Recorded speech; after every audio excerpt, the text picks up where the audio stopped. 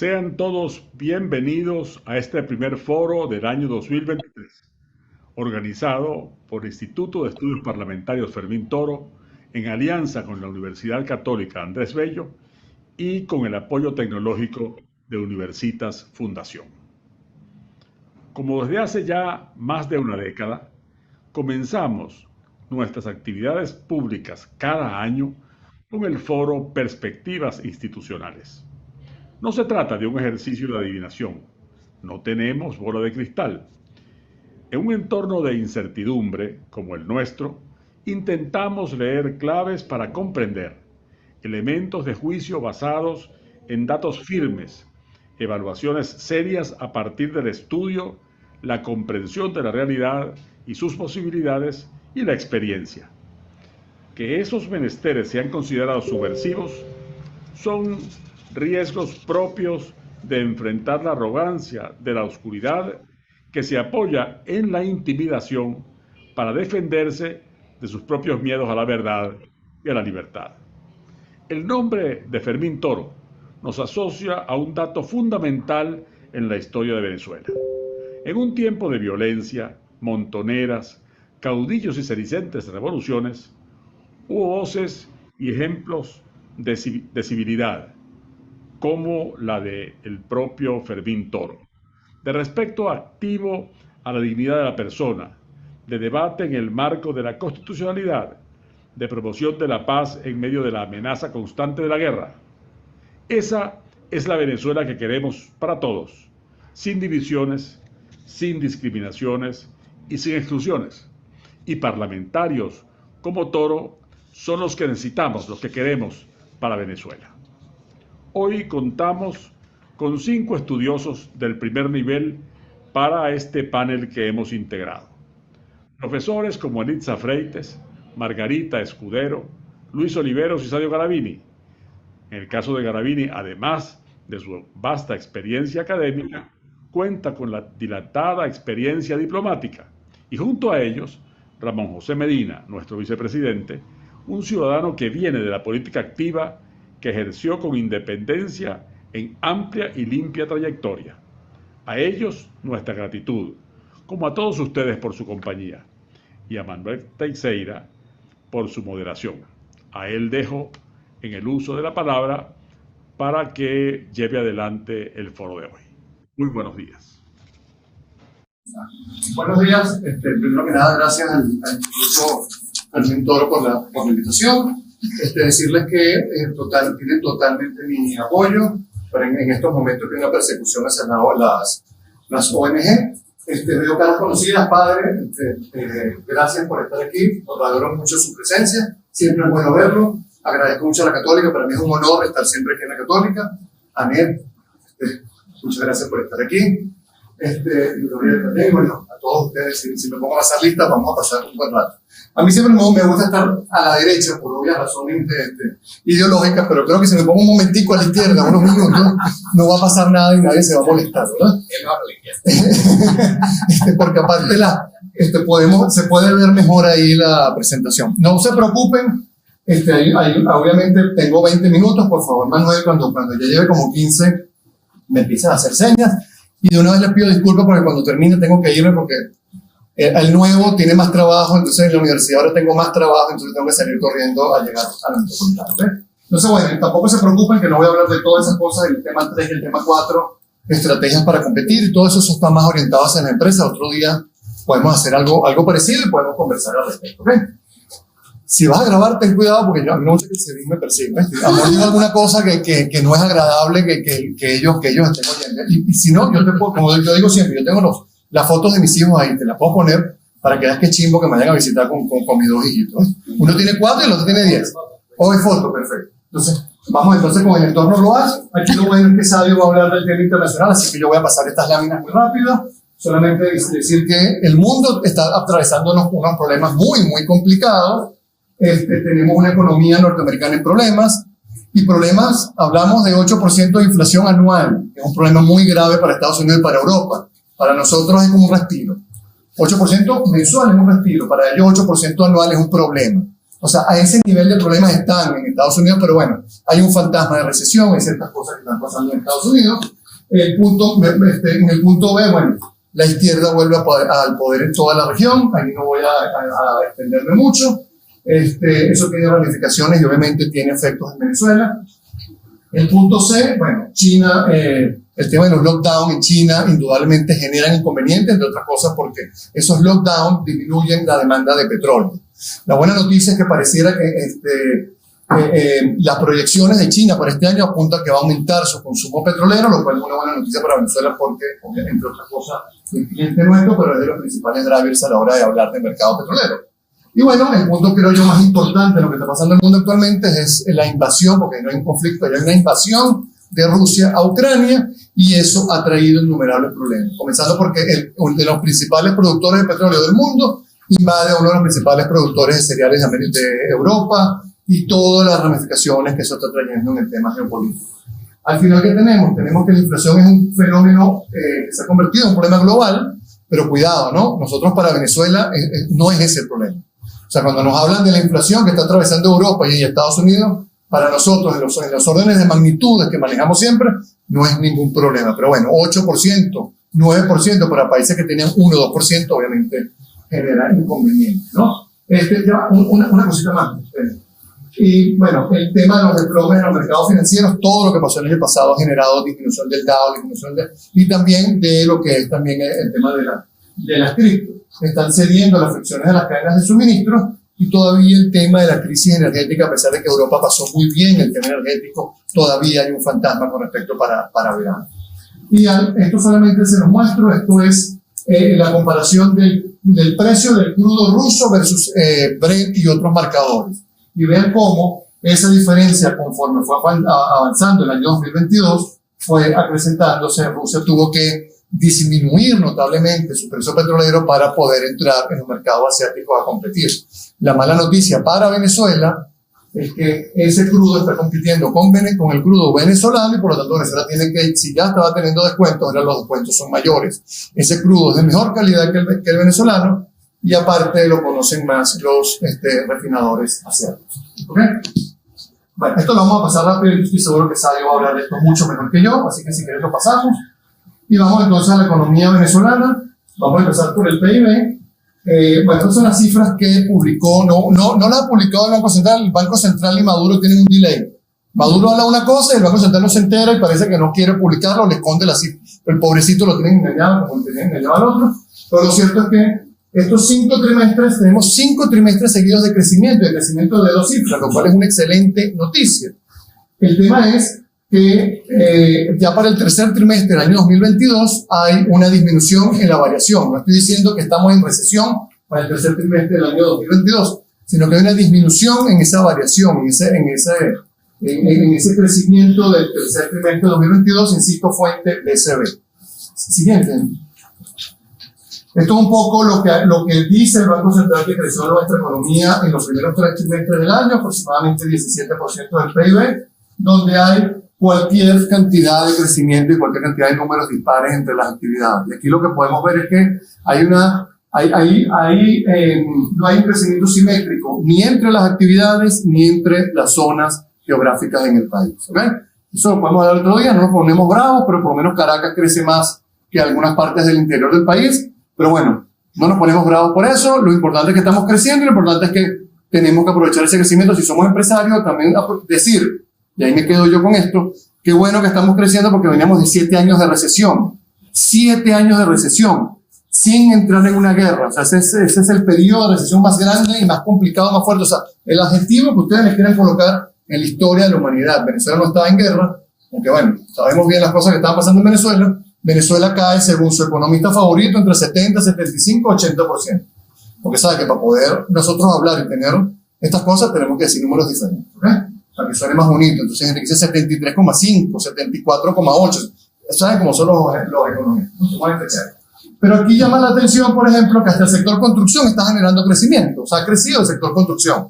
Claro, yo digo que el PIB de construcción está en las Mercedes. No se ponga bravo si que hay un constructor ni nada de eso, pero cuando uno va al resto del país no ve ese dinamismo del sector construcción que ves en las Mercedes.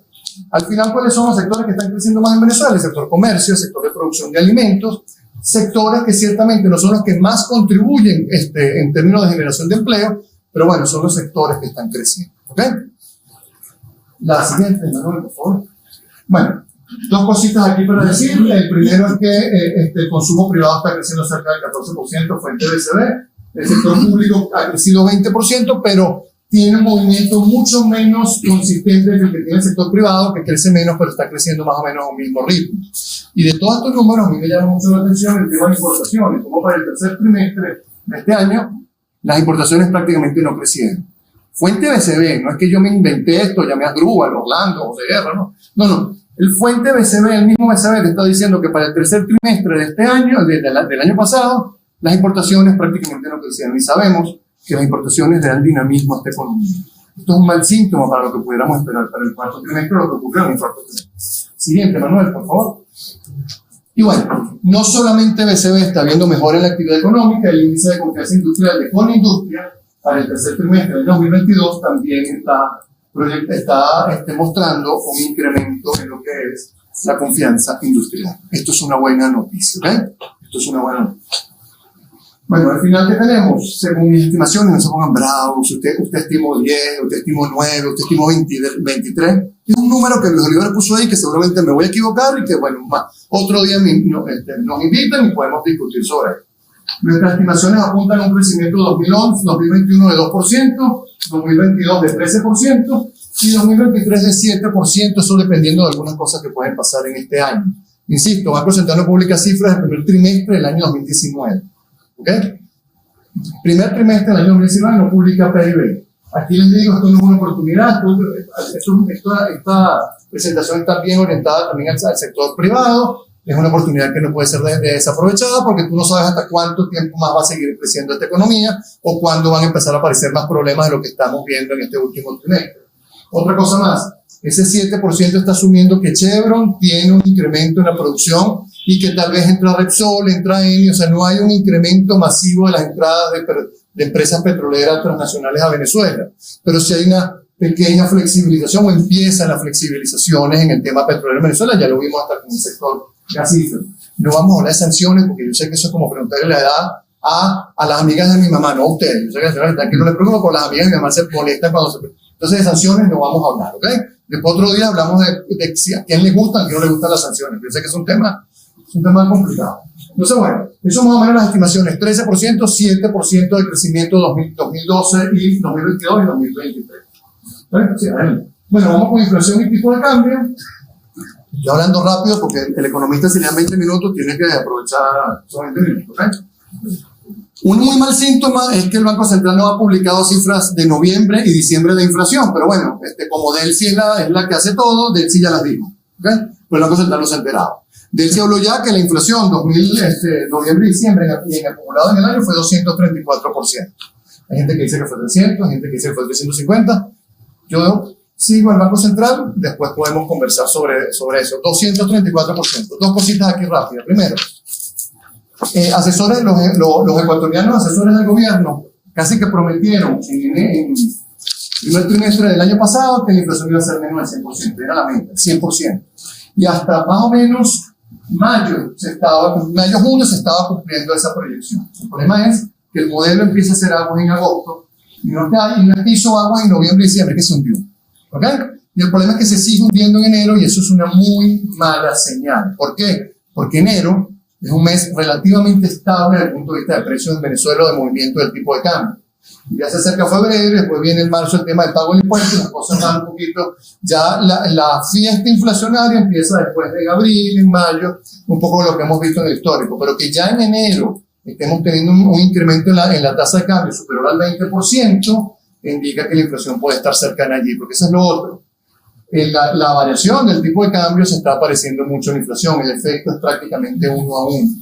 Si no logras controlar el tipo de cambio, automáticamente el efecto en precio es muy parecido, es un espejo, ¿okay? Y eso hay que tenerlo en cuenta. Me preocupa y no quiero alarmar porque hoy es jueves, estamos todos chéveres, termina un enero que parece que hubiera sido de 2 años, pero bueno, por lo menos para mí, el tema es que es muy mala noticia para mí y es preocupante que los precios estén subiendo en enero al ritmo que están creciendo actualmente, ¿ok?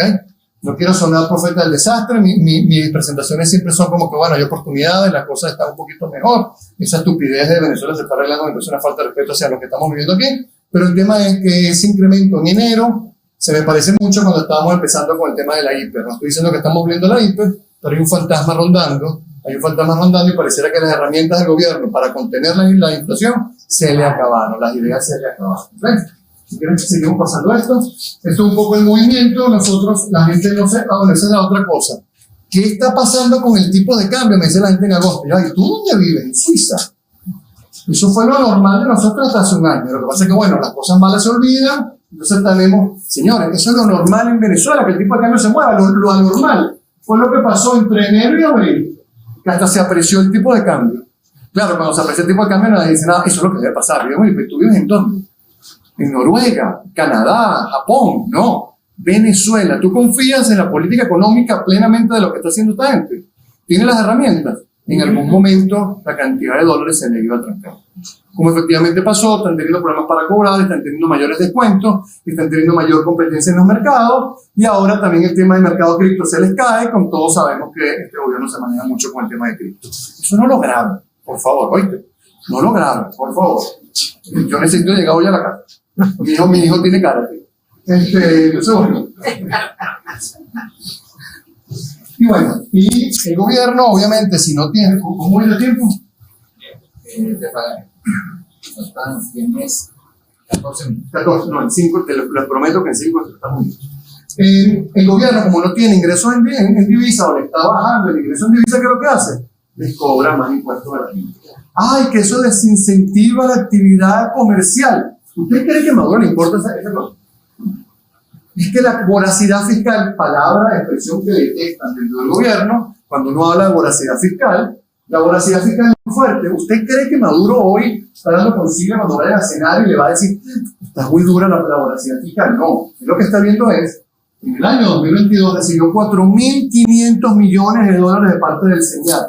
Y esos 4.500 millones es la sumatoria 2020 y 2021. Recibió lo mismo en un año de lo que recibió 2020 y 2021. Ese es el número que está viendo Maduro y es el número que le ponen como objetivo a la gente que está en el SENIAT para recaudar. Lo bueno es que el SENIAT ahora no te cierra, porque no le interesa cerrar. Te presiona para que pagues, pero te necesita abierto para que sigas facturando. Igual que la SUNDE, ya la SUNDE no te cierra, te obliga, ¿no? Se toma la foto y se va, porque le interesa que tú sigas facturando. ¿Okay? No es un gobierno más chévere, no, es un poquito más pragmático, pero necesita real. Descubrió que ese real es bueno. Bueno, lo descubrieron hace tiempo, pero ahora tienen socios diferentes. ¿Okay? 4.500 millones. La recaudación en dólares es el nivel amarillo. ¿Okay? Siguiente lámina. Bueno, sector petrolero, que no hay mucho que decir. Una de las noticias que decía es que, bueno, Venezuela termina el 2022 con una producción petrolera mayor que el 2021. Eso es en promedio. Porque si yo me paro en diciembre, tuvimos una caída del 23% de la producción comparado a diciembre, y esa es la cifra que yo veo. Porque aparte, mi presidente obrero me prometió 1,5 millones, 2 millones, o sea, prometió un poco de cosas de producción petrolera y no llegó a 700.000 barriles la producción en diciembre. Para mí eso es un fracaso. Fracasó la estrategia petrolera. Y por eso que bueno, y no se pongan bravos, no me odien. Excelente que venga Chevron, excelente que venga Eni, excelente que venga Repsol a producir petróleo en Venezuela. ¿Ok? Después, no se pongan bravos, después podemos conversar sobre esto. Pero la situación de la industria petrolera es como la que tiene usted en su casa. Se le va la luz, se le va el agua, le roban las cosas. Exactamente lo mismo. Exactamente lo mismo. Y esa es una de las razones que dice la misma PDVSA por la cual no está produciendo. Increíble, pero es así. Bueno, increíble no, es Venezuela. Y bueno, la línea azul es el comportamiento del precio del MEI que publica la OPEP. Recuerden que PDVSA tiene en el 2016 que no publica ninguna cifra. Entonces nos enteramos de las cifras por lo que dice la OPEP, por lo que dice otra gente, todo eso. Y bueno, ahí sí es verdad, contra los OPEP no puede ir el gobierno, ¿no? Tiene que apoyar todas las cifras que de la OPEP. Pero la línea anaranjada es la cifra del precio promedio que está recibiendo Venezuela con los descuentos. Y oye, sí, el precio del petróleo ha subido, en términos reales es verdad, sí, el precio del MEI está arriba, pero en términos prácticos para Venezuela ha disminuido, porque los descuentos ahora son mayores. Gracias al camarada Putin que se le ocurrió hacer la cosa que está haciendo. Entonces, bueno, Y aparte de eso, estamos produciendo menos, estamos exportando menos. Así que los problemas de flujo de caja son ciertos. Y por algo es que las intervenciones en el mercado cambiario son cada día paupérrimas en comparación a lo que está necesitando el mercado. Y por eso es que está pasando lo que está pasando con el dólar. Sencillito, sencillito. Bueno, esto es un poco la producción, estos son los escenarios también. Estamos bravos. El escenario gris es donde Chevron se pone bravo y decide que va a producir menos de lo que supuestamente va a producir. ¿Ok? Ese es el escenario 3. Se va Chevron, se pone, ya no se pone bravo. Ya vaya. Esperemos que no se vaya. El escenario azul es que, bueno, vino Chevron, está Chevron y otras empresas, y llegamos a cerca. Vean ustedes, mi escenario optimista es que no llegamos al millón de barriles este año. El optimista. Ojalá que me equivoque y superemos el millón. El escenario base es que vamos a estar por encima de los 700 y pico porque hay una fase de recuperación. Los barcos que está sacando Chevron no es que ya empezó a producir, es un inventario brutal que tenía Chevron y está sacando, tiene casi 2 millones de barriles en inventario. ¿Okay? Y ese es el escenario base, nosotros 700, vamos a ser optimistas porque hoy voy a ver a mi hacia acá y ya va a llegar a cerca de 800.000 barriles, pero va a ser complicado llegar a los 800.000 barriles el año 2022. Bueno, el sector financiero, pasamos hasta una lámina solamente. Bueno, esto es, la banca tiene cerca de 1.400 millones de dólares, cerca de 1.400, 1.500 millones de dólares en depósitos de la banca. Bueno, es cerca de la mitad de los depósitos totales que tiene la banca. Y decir, ya, me faltan 2 minutos, te prometo, en 2 minutos estamos listos. Aquí la buena noticia es que el gobierno le da permiso a la banca de prestar. Antes tenía el 10% para prestar, ahora va a prestar sobre el 30% de esa plata. Una buena noticia porque se supone que va a incrementarse el crédito. La mala noticia, y no quiero decir aquí nada de eso, esa palabra no la voy a decir, pero ese 20% adicional serían cerca de ¿cuánto? De unos 300 millones de dólares aproximadamente más de cartera de crédito. Pero ojo, la banca tiene, y que se sepa bien cómo es el cuento, agarrar esos dólares, cambiarlos a bolívares y prestárselos a él o al padre blanco. Ojo, ustedes son excelentes pagadores y van a pagar más. Pero el tema es que cuando ellos paguen, la gente se devuelve con esos bolívares y tienen que buscar la manera de hacer los dólares porque esos depósitos son pasivos de ellos y tienen que honrarlos. Entonces ahí puede haber un tema de descanso, ¿ok? Y ahí lo dejo, la imaginación, ¿ok? Entonces la buena noticia es que aumenta la cartera de crédito, sí, pero la mala noticia es que tienes que prestar a bolívares indexados y después tienes que recuperar tu cartera. Y la pregunta que uno le hace al gobierno, porque el gobierno se reúne con muchos economistas en Venezuela, sobre todo de oposición, están oyendo varios, es, y disculpen la palabra, señora, es una sola grosería que voy a decir, disculpen, coño, ¿por qué no permites el préstamo en dólares? ¿Cuál es el problema de que prestes en dólares? Para que la banca no tenga este inconveniente. Yo no soy dueño de un banco, yo no es que me está tocando el patrimonio, no.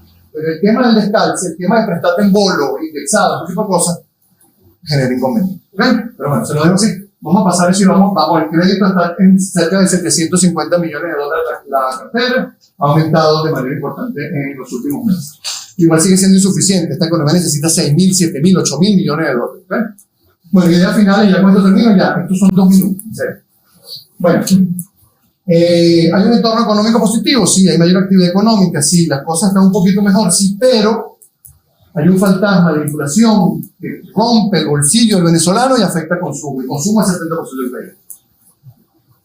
PIB. 70% del PIB. Y este es un gobierno que siempre resolvía algún tipo de petición salarial aumentando automáticamente los salarios. Pero la última vez, primero aumentó impuestos y después aumentó salarios. Y ahorita tiene varias semanas hablando de aumento de salario y no lo hace.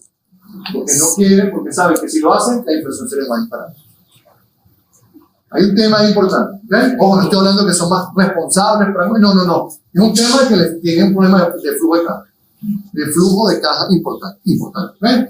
Y eso me preocupa el tema de la inflación en los próximos meses, ¿okay? Si no hay flexibilización de las sanciones, el techo de crecimiento es bajo, tranquilo, esa flexibilidad la pueden golpear.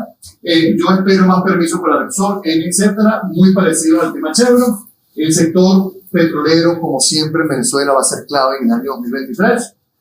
Y no es que es culpa del sector petrolero que sea clave, pero en una economía que depende tanto de este tipo de cosas, generación de divisas, es importante. ¿Okay?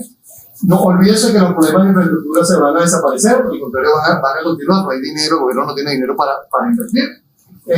Igual que la volatilidad fiscal, Y el gobierno se siente cómodo, ya Ramón habló y otras personas lo pueden hablar, y ahí no voy a tocar mucho eso, se siente bastante cómodo con el tema político. Lo que yo le digo a mucha gente es, no estés esperando un cambio político para empezar a hacer cosas en tu empresa o en tu entorno.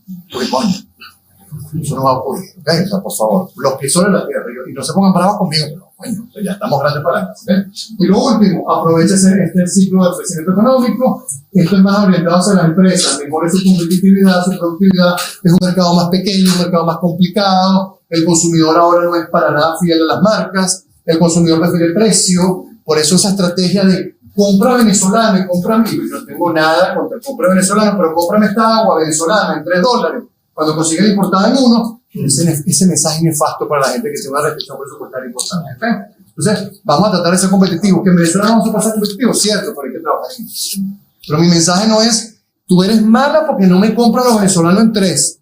Estás comprando el agua en la misma calidad todo en 1. Coño, esta señora, no, es un ejemplo, no se va a poner bravo, en lo mejor la restricción presupuestaria de la señora indica que solamente puede comprarla de 1. Entonces, ese mensaje hay que cambiar.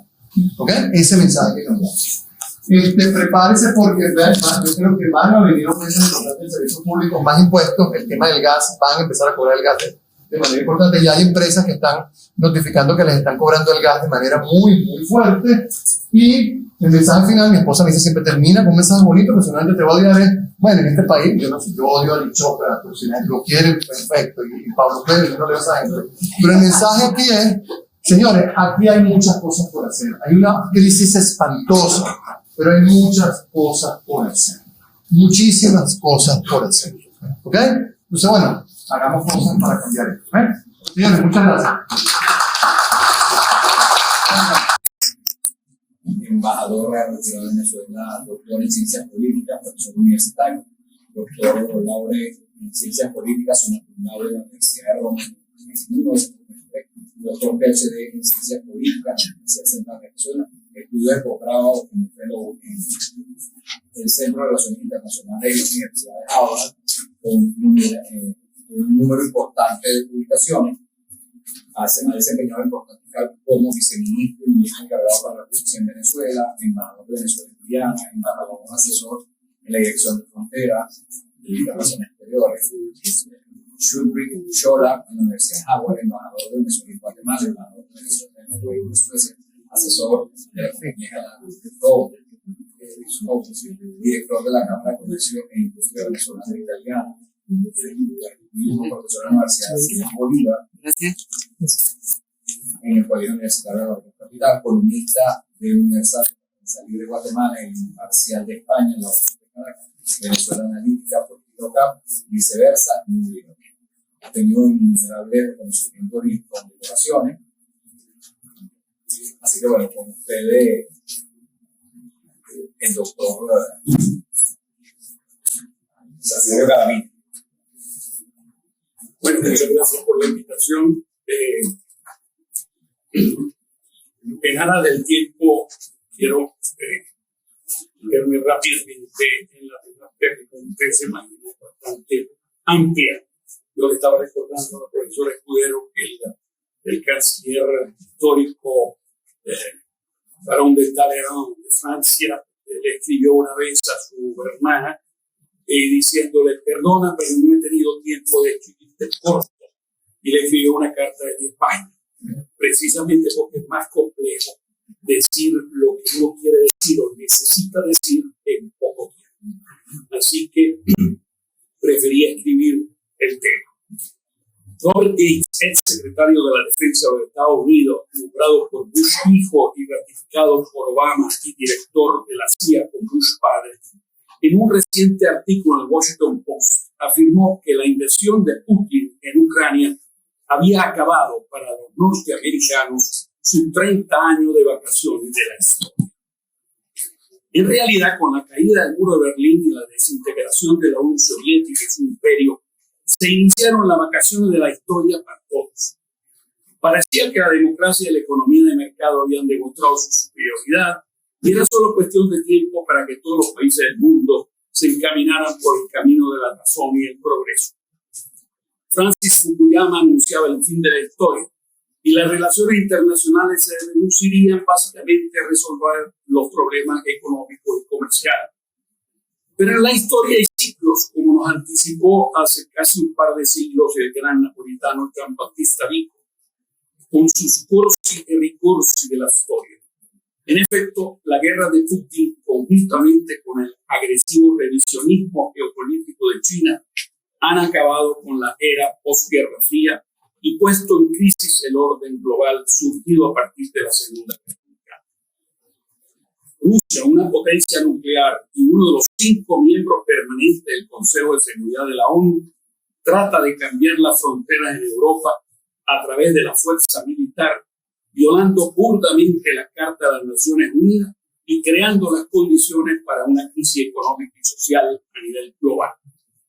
En la historia siempre han sido la grande potencia los actores que han ordenado el sistema internacional. Durante buena parte de los 30 años post-Guerra Fría, los Estados Unidos eran la única hiperpotencia, como decía el canciller francés de hace algunos años, con preeminencia en todas las dimensiones del poder, militar, económico, tecnológico, ideológico y cultural. Pero el breve momento unipolar y la Pax Americana se acabaron. La balanza del poder mundial ha cambiado.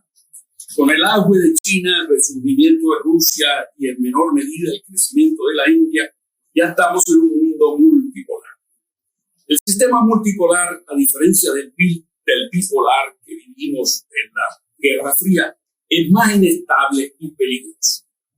En 1994, los Estados Unidos y sus aliados representaban el 70% del PNB global y del gasto militar. Ya en el 2015 era alrededor del 60% y se ha reducido aún más. Rusia ya no es la Unión Soviética, superpotencia mundial con 327 millones de habitantes. Ahora solo cuenta con alrededor de 147 y con una economía inferior a la de Italia. Pero en la última década ha doblado su gasto militar y sigue siendo una temible potencia nuclear. China ha crecido exponencialmente entre 1994 y el 2015, pasando del 3.3% del PNB global al 11.8% y del 2.2% del gasto militar mundial al 12.2%. La historia nos enseña que cambios relevantes en la balanza de poder mundial crean las condiciones para que la potencia favorecida por esos cambios busquen revisar el orden geopolítico existente. En los años 30 del siglo pasado, el revisionismo geopolítico de Alemania, Japón e Italia crearon las condiciones para la Segunda Guerra Mundial. Actualmente la era de la paz estable entre las grandes potencias que caracterizó el orden internacional post-Guerra Fría feneció. Las relaciones entre las grandes potencias cada vez más están definidas por la rivalidad y el conflicto. Con el retorno de la historia regresan con fuerza la geopolítica y la esfera de influencia. La irresponsable y trágica invasión de Putin están creando las bases de un nuevo sistema internacional. Regresa la alianza ruso-china del año 1949, ahora invertida. El dragón supera enormemente al oso. Curiosamente, esa alianza, apenas creada en 1950, fomentó la invasión de Corea del Norte a Corea del Sur. Pero el agresivo revisionismo geopolítico ruso-chino ha creado las condiciones para el refortalecimiento de la alianza occidental y en particular de la OTAN, con el acercamiento de Suecia y Finlandia, como ustedes saben, tradicionalmente países neutrales. Además, y esto es muy importante, Japón y Alemania, pacifistas radicales durante toda la segunda posguerra, están encabezando el rearme de Occidente. Frente a la agresividad norcoreana, el presidente surcoreano, Yoon Suk Yeol, recientemente ha mencionado la posibilidad de Corea del Sur disponga de su propio arsenal nuclear, algo impensable hasta hace muy poco. Inicia una nueva diferente guerra fría. Hay que subrayar que el nuevo enfrentamiento es muy distinto del pasado. Los Estados Unidos y Occidente por una parte y la Unión Soviética y sus satélites, desde el punto de vista económico, eran dos mundos distintos, con muy escasas relaciones entre ellos. Además, representaban dos modelos socioeconómicos opuestos. la economía de mercado occidental y el colectivismo estatista. En lo ideológico se enfrentaban la democracia liberal y el comunismo. Ahora las economías de las grandes potencias son todas economías de mercado con sus diferentes matices. Capitalismo de Estado chino, capitalismo cleptocrático de amigotes en Rusia. ¿Les suena algo familiar? Economía de mercado con más o menos presencia del Estado en Occidente. Pero sobre todo, Estados Unidos, Rusia y China forman parte de una sola economía global interdependiente. Una de las ventajas principales que tuvo Estados Unidos para ganar la Guerra Fría fue la fortaleza de su alianza. La guerra de Ucrania tuvo como primer efecto el fuerte relanzamiento de una, hasta ese momento, alicaída OTAN. En el Indo-Pacífico resurge el Grupo Quad, integrado por Estados Unidos, Japón, Australia y la India, muy importante. La cooperación militar del AUKUS, de la alianza AUKUS entre Estados Unidos, Australia y el Reino Unido, sin olvidar la alianza del ANZUS, que incluye también a Nueva Zelanda. Los Estados Unidos también ganaron la Guerra Fría por su superior capacidad tecnológica, que creó las condiciones para su superioridad militar. Por tanto, podemos anticipar un relevante aumento en Estados Unidos del gasto militar, que ya está pasando, y en la investigación tecnológica. Obviamente, esto requiere de una economía creciente y pujante. En efecto, la URSS perdió la Guerra Fría en buena parte por el fracaso de su modelo económico colectivista. La competencia con el capitalismo de Estado chino será mucho más compleja y difícil. Los Estados Unidos también ganaron la Guerra Fría proyectando los valores de la democracia liberal frente al totalitarismo comunista. La gran fortaleza de Estados Unidos, repito, está en sus alianzas internacionales. Su debilidad está en la extrema polarización política interna. Por cierto, la buena noticia al respecto es el resultado de las recientes elecciones de medio periodo, donde se debilitó el trumpismo radical en el Partido Republicano. Las autocracias están tratando de aprovechar las vulnerabilidades de las sociedades abiertas para debilitar las democracias, sobre todo a través de la nueva tecnología de comunicación por Internet.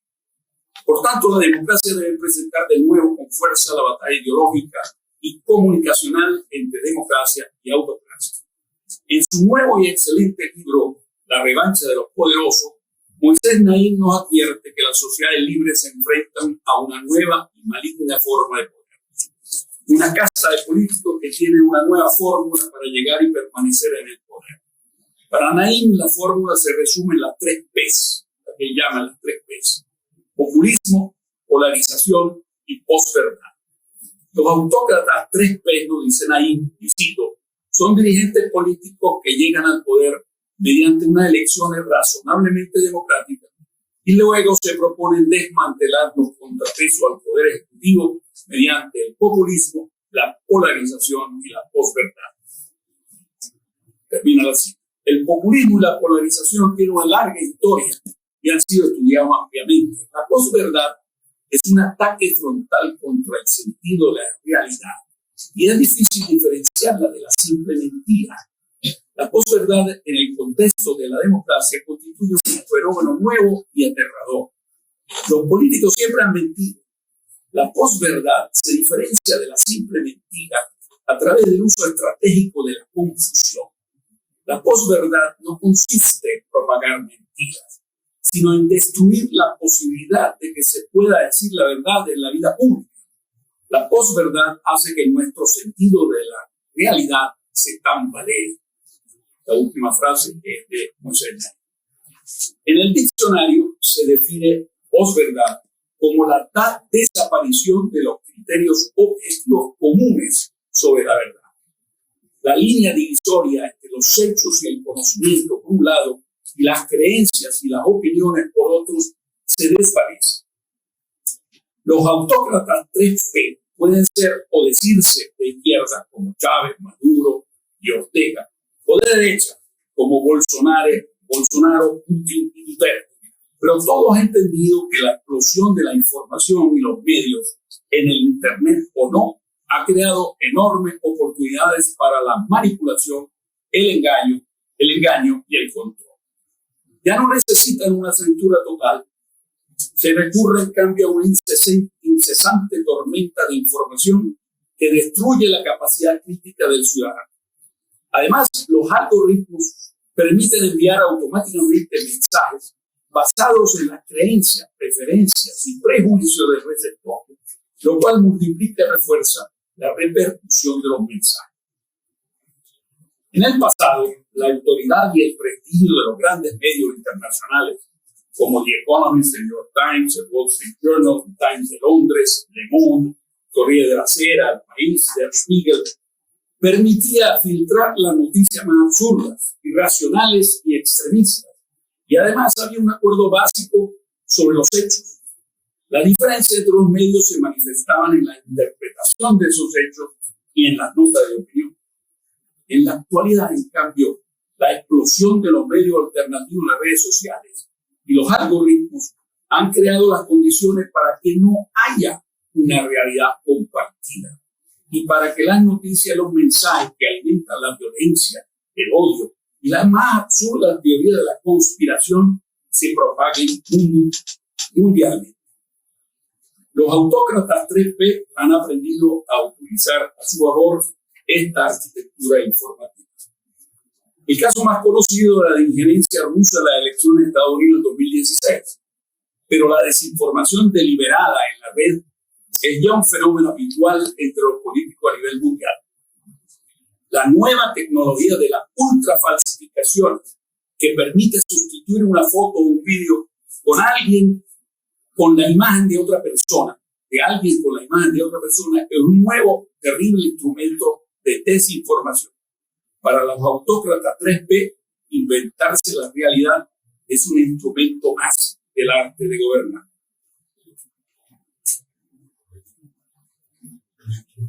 Frente a esta nueva Guerra Fría, una buena parte del llamado sur global ha asumido una posición de neutralidad pragmática, que se refleja en las numerosas abstenciones en la Asamblea de la ONU cuando se trata de la invasión rusa a Ucrania. Muchos también quieren aprovechar el descuento en el precio del petróleo ruso, como decía Luis, y no quieren tomar partido en el enfrentamiento entre Estados Unidos y China.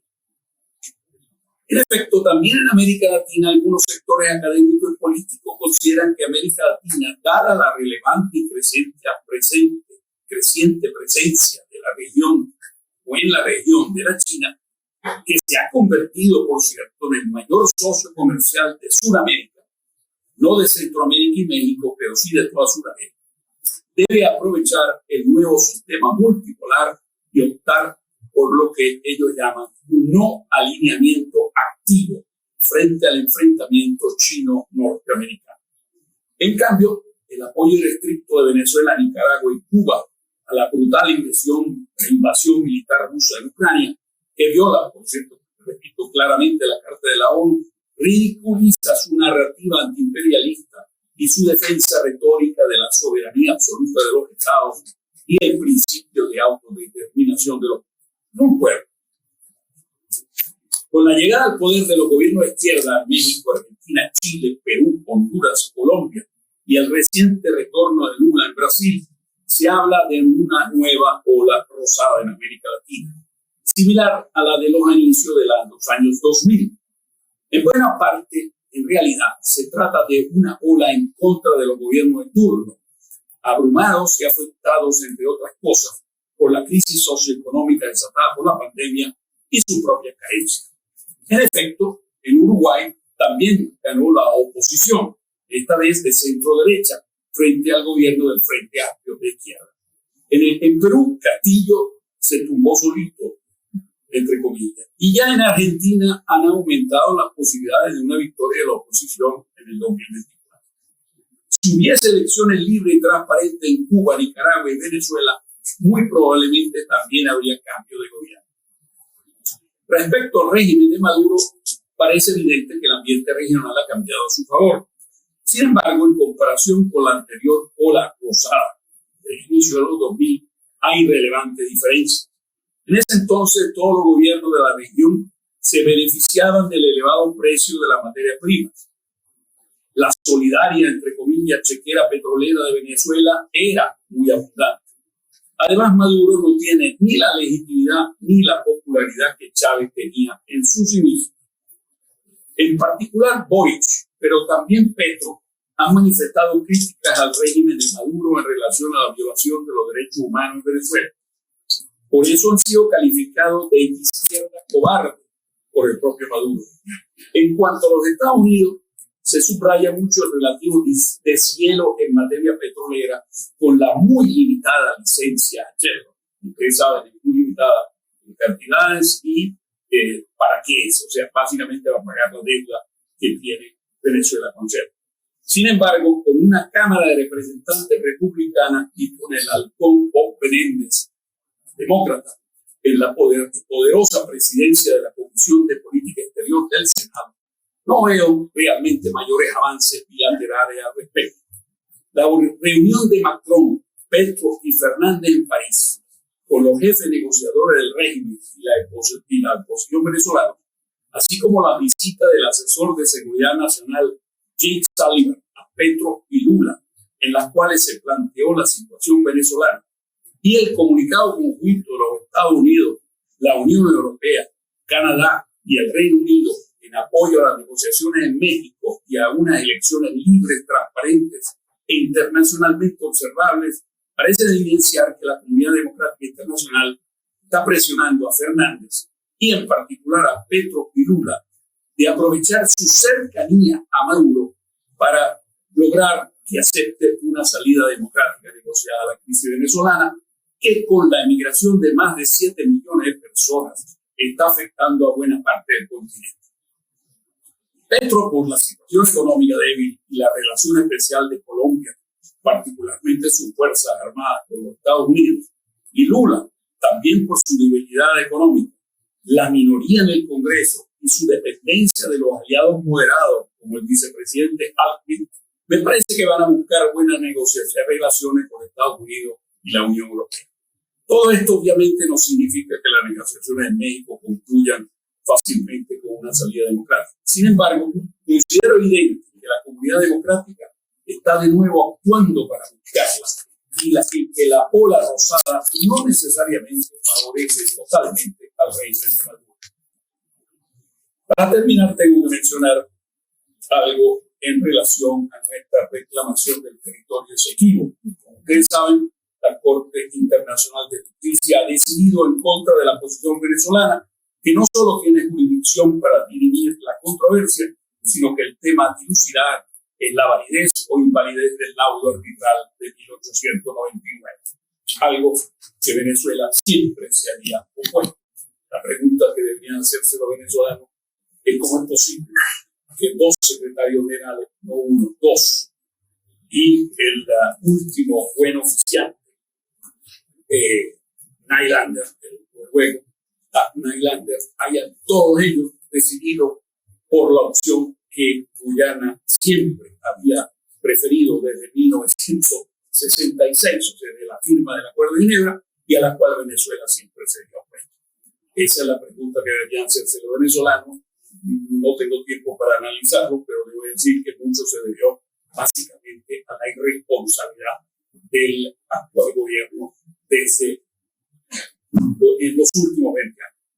Después de unos meses de indecisión en cuanto a participar o no en el proceso, el gobierno venezolano presentó un recurso de inadmisibilidad de la demanda de Guyana, con lo cual aceptó participar en el proceso. Ahora la Corte debe decidir si acepta o no los argumentos de Venezuela, y le digo que es muy probable que lo haga. Pero por ahora se suspendió el correr del año a disposición de Venezuela para presentar su contramedida. Se ganaron unos meses de tiempo. Ojalá se utilicen provechosamente. Sin embargo, no hay buenos indicios al respecto. Recientemente, Guyana y Venezuela presentaron sus argumentos ante la Corte en La Haya en relación al recurso de inadmisibilidad, y una relativamente pequeña delegación guyanesa estaba acompañada por un equipo de asesores de altísimo prestigio a nivel académico en materia de derecho internacional. La delegación venezolana, en cambio, muy numerosa, pero con una asesoría internacional más débil y muchos asesores de habla española y casi ninguno de lengua inglesa. Como ustedes saben, en la Corte Internacional de Justicia los idiomas oficiales son solo el inglés y el francés. Los agentes del Estado venezolano, por cierto, son un historiador, una respetable profesora de Derecho Penal y un diplomático de carrera. Me parece que falta el experto en Derecho Internacional. Pero de todas maneras, muchas gracias.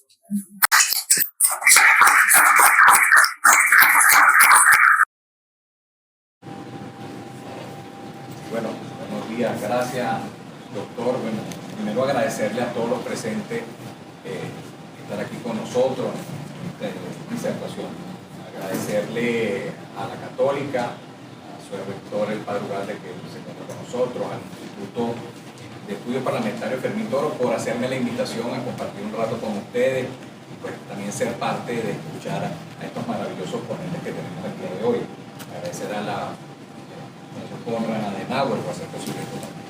En primer lugar, para la apertura de este foro de perspectivas 2023, tenemos como ponente a Ramón José Medina en perspectiva política, vicepresidente del Instituto de Estudios Parlamentarios Fermín Toro, abogado egresado de la Católica en 1975, con estudios de posgrado de Derecho Mercantil en la Universidad Central de Venezuela hasta 1979, exconsultor de Torres Plas Arajo, centrado en el ejercicio profesional en las áreas de Derecho Tributario, Mercantil, Bancario, Financiero, así como en áreas de petróleo y minería. Es asesor del Banco Interamericano de Desarrollo en materia de hidrocarburos, gas y minería. Ha sido parlamentario en 4 periodos, miembro de las comisiones de Finanzas, Economía, Energía y Minas, de la cual fue presidente, y también de la Comisión Especial para el Estudio de las Empresas Básicas de Guayana. Representante de Venezuela en el Centro Europeo para la Cooperación Internacional, consultor jurídico, director general del Ministerio de Comercio, diputado de la Asamblea Nacional del 2000 al 2005 y miembro de las comisiones de Finanzas, Política Exterior, Energía y Minas de la Asamblea Nacional para ese periodo. Fue secretario ejecutivo adjunto de la Mesa de Unidad Democrática. Actualmente es vicepresidente de este instituto. Con ustedes, Ramón José Medina. Gracias, Manuel. Bueno, muy buenos días a todos por la asistencia. Voy a permitirme hacer un bosquejo leído de la situación como la vemos, porque como bien lo planteaba Ramón Guillermo, en esta situación de grave crisis social, política y económica y de incertidumbre que vivimos, debemos aplicar una visión tratar de ser muy objetivo en relación a lo que tenemos por delante, hacer predicciones en esta época, sobre todo en el campo político, con la conflictividad con la que nos hemos desenvuelto en los últimos años, pues es bastante complicado.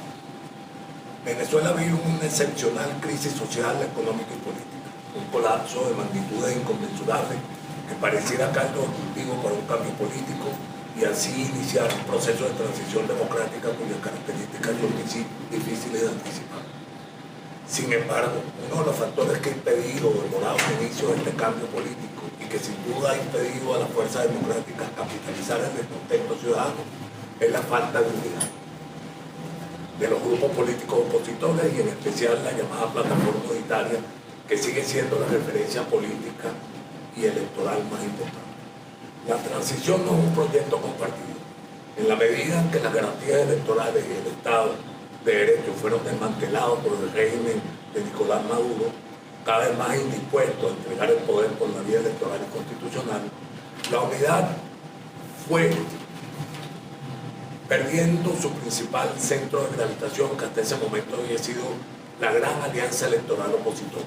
Ante esta realidad, la pregunta central de todos los partidos comenzó a centrarse en la efectividad de las distintas alternativas para precipitar un quiebre en la coalición oficialista que permitiese restaurar la democracia venezolana. La ausencia de una Secretaría Ejecutiva centralizada ha incrementado excesivamente los costos de coordinación entre los distintos actores políticos. Su inexistencia ha hecho extremadamente difícil articular acuerdos políticos en el seno de la oposición y aún más importante, que ha obstaculizado su capacidad para hacerlos efectivos. La falta de obtención de los acuerdos ha incrementado la desconfianza entre los actores políticos.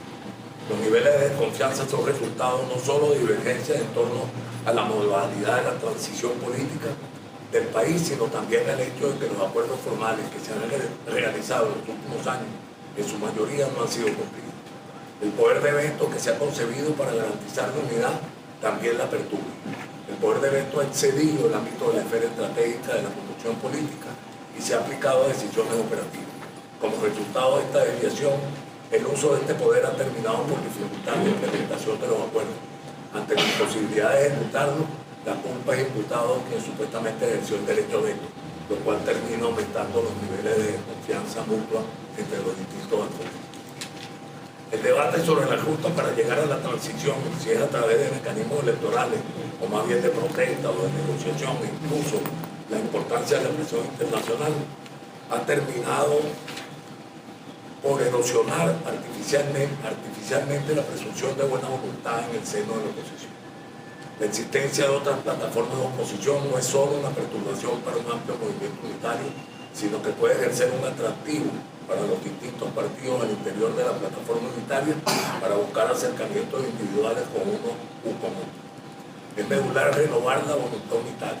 Esto supone que fuera del ámbito de las cuestiones estratégicas fundamentales existe una firme disposición a aceptar que la marcha de la política unitaria es la que determina el colectivo y no cada partido individual. Si no llegamos todos, no llega nadie. Y para llegar todos, no cabe competir en el control individual de la transición ni de la plataforma unitaria, sino que es impostergable definir una estrategia común en relación a la transición.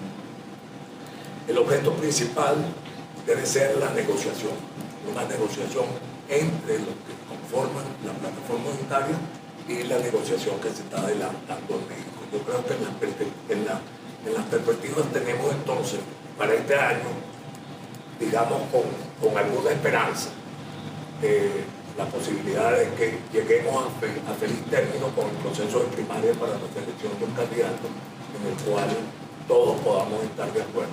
Por lo cual, esa iniciativa que se ha iniciado a través de la conformación de la Comisión Electoral y teniendo en cuenta las experiencias del 2010 y del 2012, lo más importante a mi juicio es que esa comisión abra a la participación de todos los sectores de oposición la posibilidad de participar en esa primaria, que por demás tenga el soporte de todos los partidos que la conforman y que además es una exigencia para la plataforma aumentar los partícipes de partidos de oposición.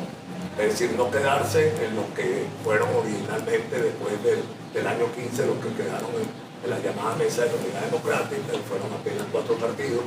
Hay que recordar que nosotros tuvimos un triunfo importante en las elecciones parlamentarias del 2015, al punto que llegamos a obtener una mayoría calificada en el seno de la Asamblea Nacional, que decayó por una acción intentada ante el Tribunal Supremo de Justicia, que declaró nula las elecciones en Amazonas. Eso le hizo perder la mayoría calificada, pero no la mayoría de la Asamblea. Pero yo soy de los que cree que se desperdició esa oportunidad, que no tuvimos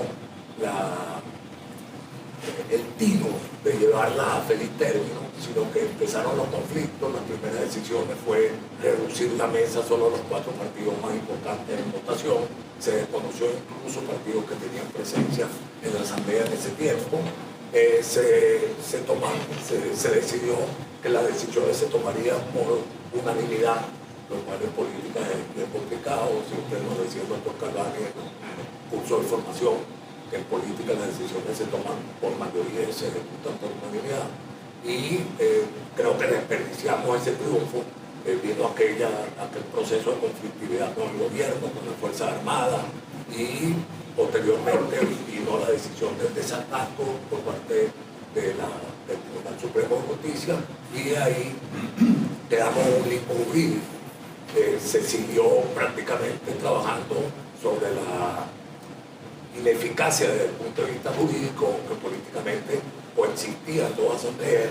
Había la posibilidad todavía de que en algún sentido pudiéramos tener legislación atribuida a la asamblea legítima, pero eso en el año 19 tuvo una ruptura, en el sentido de que vino la decisión de Voluntad Popular y de Juan Guaidó, que era entonces recién designado presidente de la Asamblea Nacional, de la llamada legítima, en que se decidió, en base a una interpretación bastante laxa del juicio del artículo 233 de la Constitución, en constituir lo que lo llamaron el gobierno interino, la Asamblea Legítima, y el transcurso de ese proceso que al principio tan solo no había sido convenido en la plataforma unitaria, tuvo el respaldo de 56 países, que le dio entonces entidad desde el punto de vista político, que espero que también en el tiempo se fue disminuyendo.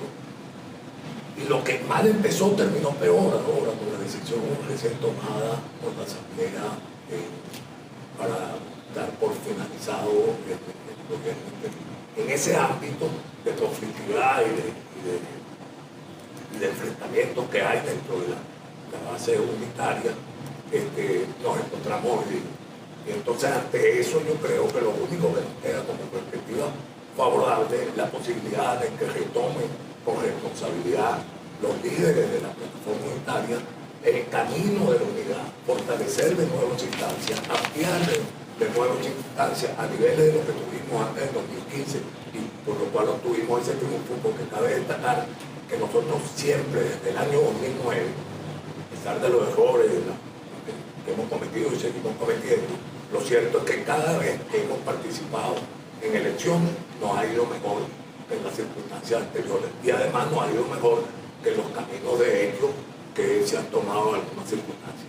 En estos tiempos, bueno, hay que recordar los golpes de abril, el problema de Nerón, el tema ¿cómo se llama? El supuesto intento de homicidio del presidente y todos aquellos problemas que se surgieron. En ese ámbito, o hacemos eso, o verdaderamente no tenemos posibilidades en el 24 de obtener un triunfo y de poder salir de este gobierno. Y en lo segundo es precisamente fortalecer el proceso de las primarias, fortalecer además el sustento de la comisión, una comisión muy bien integrada, que necesita apoyo, que hasta ahora no ha tenido el apoyo suficiente, y lo digo porque yo participé en las dos anteriores comisiones que se dieron tanto en el 10 como en el 12, y en esa época nosotros teníamos un total apoyo de la Mesa de la Unidad Democrática, es decir, partíamos de la unidad. El gran reto que tiene esta comisión es que parte de una situación de descalabro dentro de la unidad, y pareciera que algunos creen que por esa vía se logra la unidad. No, la unidad hay que lograrla desde ya, para que tenga verdaderamente, a mi juicio, un soporte y éxito el proceso de la primaria. Así que yo veo, digamos que nuboso el año 23 en términos políticos si no se asumen estas características y estas conductas que se dan. Gracias. Gracias, doctor. El doctor ha expresado que debe retirarse. Como bien es sabido, la Universidad Católica Andrés Bello viene desarrollando desde el año 2014 el proyecto ENCOVID, a través del cual hemos realizado una encuesta sobre las condiciones de vida de la población venezolana, la cual nos ha permitido ir monitoreando el impacto de la crisis sobre la situación social de la población. Para esta última edición de la ENCOVID, que se hizo entre julio y agosto del año pasado, pues tuvimos un recorte importante de financiamiento y eso nos llevó a reducir el alcance del estudio en términos del tamaño de la muestra y de los temas a investigar, pero no quisimos renunciar a la posibilidad de contar con esta fuente de información, en vista de que no tenemos acceso a las fuentes de información oficial, si es que existen.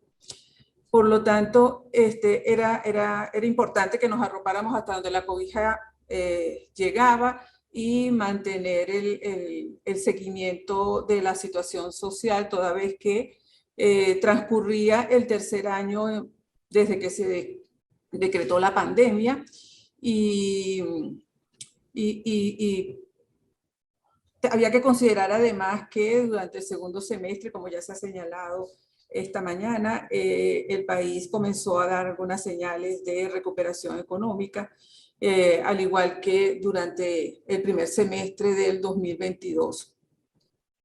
De manera que era importante para nosotros ver cuál estaba resultando el impacto de esa recuperación en el nivel de la actividad económica sobre la recuperación del nivel de participación en la fuerza de trabajo, la recuperación de los ingresos laborales, la situación de la pobreza monetaria y multidimensional, la cobertura educativa, entre otros aspectos. Dado que dispongo de poco tiempo, me voy a concentrar en 4 temas.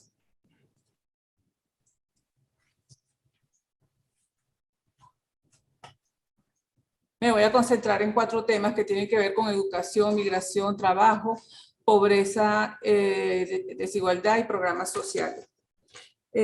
Cuando tratamos cada uno de esos temas, seguimos observando que las instituciones del Estado están ausentes o siguen siendo débiles en su accionar para promover oportunidades y atender las poblaciones, las necesidades de las poblaciones más vulnerables. Eso lo vamos a ir viendo al mostrar los resultados con relación a algunos indicadores. Seguimos notando la ausencia de un sistema estadístico que sea la base de los procesos de planificación y asignación y gestión presupuestaria con total transparencia para los ciudadanos. Eso sigue ausente. Y bueno, sabemos que la recuperación de esa institucionalidad perdida es la base para el restablecimiento de la confianza. De manera que comencemos ya de una vez con mostrar algunos resultados con relación al tema educativo. Lo que hemos encontrado a través de la información con la que contamos a lo largo de estas 8 ediciones de COVID es que la cobertura global entre la población de 3 a 24 años pues ha ido descendiendo, se han perdido 10 puntos a lo largo de todo este tiempo en materia de acceso a la educación por parte de la población en ese segmento de edad. Y específicamente entre los últimos 3 años, pues los resultados nos dan cuenta de que tenemos entre el 2020 y el 2022 645,000 estudiantes menos. Una vez que se decretó la pandemia y tuvimos que trabajar en el ámbito educativo a distancia, hemos observado que aún recuperando la modalidad presencial, pues no se ha recuperado la matrícula estudiantil y ha habido continuidad en ese proceso de pérdida de estudiantes. ¿En qué edades el proceso de pérdida de la matrícula ha sido más evidente? Entre los 3 y los 17 años, pero particularmente entre los 3 y 5 años, que es la edad correspondiente a cursar la educación inicial. Tenemos que aproximadamente la mitad de la población en ese rango de edad es la que está siendo beneficiada de ese apresto que permite sentar las bases para un proceso acumulativo de aprendizaje que viene después.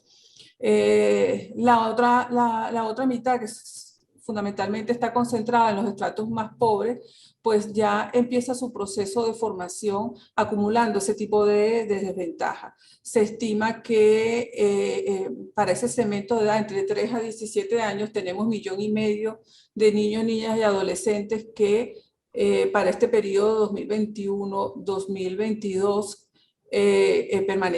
permanecieron fuera del sistema. ¿Dónde fue que se registró una leve recuperación? Entre la población de 18 a 24 años, que corresponde a la población que estaría cursando estudios universitarios, la cual venía en este proceso de crisis perdiendo oportunidades de acceso en la medida en que la crisis se fue agudizando. Con relación a inequidades en materia del acceso educativo, encontramos que las oportunidades se han reducido tanto para los hombres como para las mujeres a lo largo de este tiempo. Primero los hombres dejan de estudiar, porque de acuerdo con las estrategias familiares, pues son los primeros que salen de la condición de inactividad para buscar empleo como mecanismo para ayudar a mejorar los ingresos familiares. Pero cuando vemos las razones que se declaran sobre la inasistencia, que uno esperaría que el hecho de trabajar es el principal factor que detona esa salida, encontramos que no es así, que la razón que se alude con mayor frecuencia por adolescentes y jóvenes tiene que ver con el hecho de no querer seguir estudiando o no considerarlo importante. Y lo que hemos hipotetizado al respecto es que la oferta educativa luce poco atractiva para una gran parte de la población en esos tramos de edades. En el caso del bachillerato, la principal oferta que existe, o quizás la única, es formarlos para entrar a la universidad, es el pasaporte para entrar a la universidad.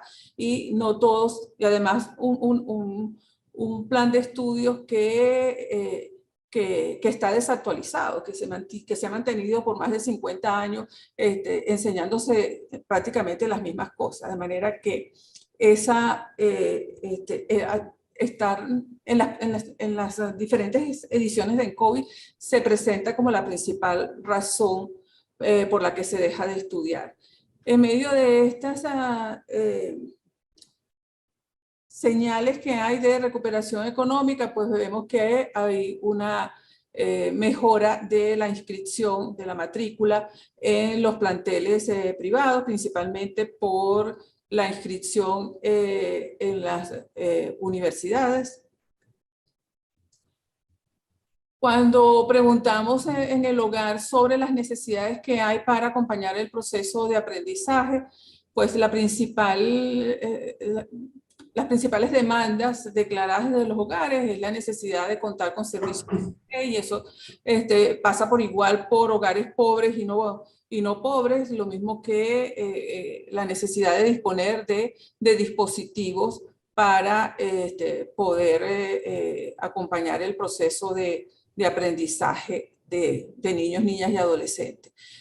Con relación a la orientación de las tareas y la interacción con personal de los establecimientos educativos, pues la frecuencia de ese tipo de requerimientos es menor. Las madres siguen siendo el principal soporte en el acompañamiento del proceso de aprendizaje desde el hogar, pero para este año 2022, que muchas de ellas se reincorporan a la actividad económica, pues aparecen los abuelos tratando de cubrir ese requerimiento dentro de los hogares. Con relación al programa de alimentación, pues con la última encuesta observamos que hay una recuperación de la cobertura del PAE a los niveles que teníamos según el COVID 2019-2020. Se estima que hay 4,2 millones de escolarizados que están reportando que el PAE funciona en su escuela, pero cuando vemos el nivel de funcionamiento y la focalización del programa, observamos que tiene deficiencias importantes. En el caso de los niños y niñas y adolescentes que pertenecen a hogares en situación de pobreza extrema, que significa que en esos hogares no se perciben los ingresos suficientes para cubrir necesidades alimentarias, tenemos que hay una cuarta parte de esa población que no se beneficia del programa de alimentación escolar en el establecimiento donde estudia. Y cuando observamos con cuál es la frecuencia con la que se ofrece ese beneficio para este grupo de población, justamente más de la mitad no lo recibe todos los días, solo algunos días o casi nunca. Otro de los indicadores sobre los cuales nosotros llevamos cuenta a través de las diferentes ENCOVI, porque además es uno de los indicadores que se toma en consideración a la hora de de calcular la pobreza multidimensional es el rezago escolar. Hemos observado que el rezago escolar para el año 2022 disminuyó. Y eso, bueno, uno lo podría ver como una buena noticia. Pero cuando uno trata de examinar un poco más qué es lo que hay detrás de ese resultado, lo que ha ocurrido es que esa población que estaba en rezago leve o severo en el año 2021 ha quedado desescolarizada en el año 2022 y por eso es que no está pesando sobre el resultado de las categorías de rezago leve o severo. Si no contamos con una política educativa y social que permita mitigar los efectos que la pandemia produjo sobre la interrupción de las trayectorias educativas de las poblaciones más vulnerables. Va a ser muy difícil que estas familias en estas condiciones, con las limitaciones de los recursos que tienen a su alcance, puedan recuperar y superar los efectos negativos que la educación a distancia y que la desvinculación del ambiente escolar produjo sobre niños, niñas y adolescentes. Eso significa que sí, sin una acción decisiva del Estado, pues esas ventajas seguirán acumulándose en la adquisición de competencias para el desarrollo de los aprendizajes. No hay una fuerte iniciativa a favor de la retención y reincorporación escolar que considere medidas que sea integral, que considere medidas de reforzamiento pedagógico, alimentación, transporte, con la meta de incorporar ese 1,5 millones de niñas y adolescentes desescolarizados a quienes se les está vulnerando el ejercicio de su derecho a recibir una educación, y no cualquier educación, una educación de calidad, una escuela integral donde se desarrollen la mayor parte de los aprendizajes, que no tenga que la familia ser ese soporte para que se complementen las actividades